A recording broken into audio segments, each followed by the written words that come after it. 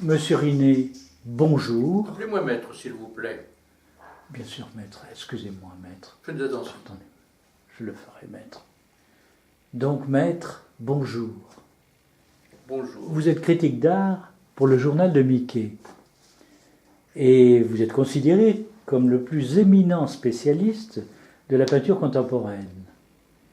Internationale, européenne, française et plus précisément havraise et principalement pour celle du quartier des Quatre Chemins.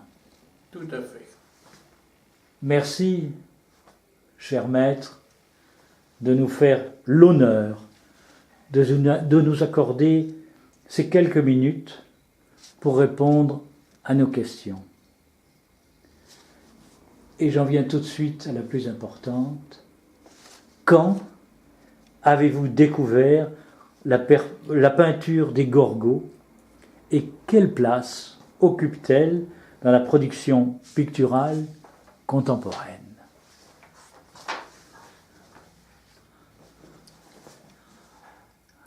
Sachez d'abord que je leur dois ma première émotion culturelle et surtout esthétique. J'avais, je crois, à peine 3 ans. Non. Oui, 3 ans. Quand j'ai découvert leur œuvre. Et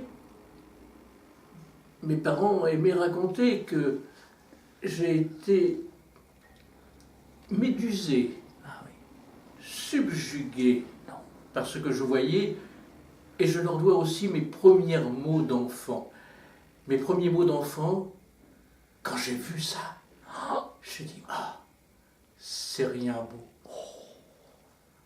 Et je suis resté figé pendant presque 3 heures sans pouvoir bouger, car j'étais vraiment subjugué, encore une fois, par la puissance du trait et l'intensité du message infraliminaire qui se dégageait de ces toiles dont le mysticisme babylonien atteignait de célestes sommets.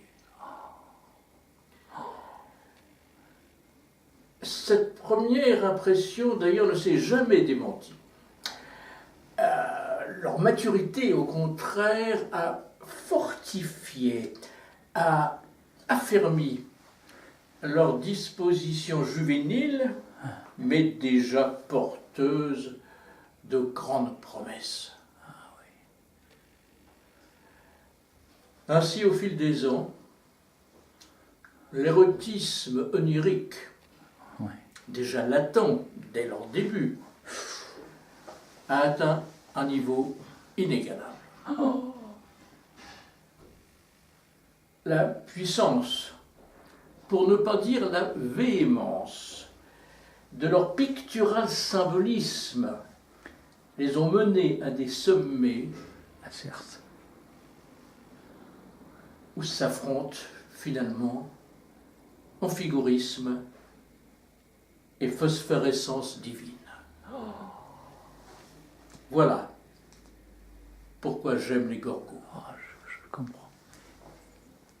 Et comment situez-vous la peinture des Gorgos parmi tous leurs prédécesseurs, les Italiens, les Français, les modernes? Comment pouvez-vous les situer d'un point de vue pictural? J'entends bien votre question. Certes.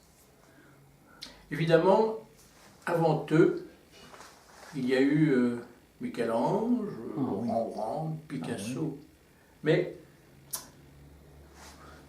comment dire, franchement, ils font figure à mes yeux d'aimables amateurs quand on les compare aux Gorgos. Ah oui.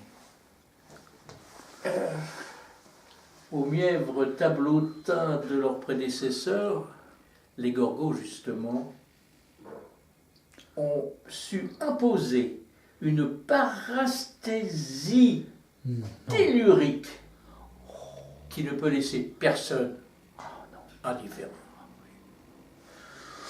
Pour conclure, je vous lirai ce petit poème que j'ai écrit à leur intention. Je n'en ferai pas un fromage, mais quand les gorgos sont là, et c'est leur rendre hommage, l'art s'incarne plus loin que l'au-delà. Oh.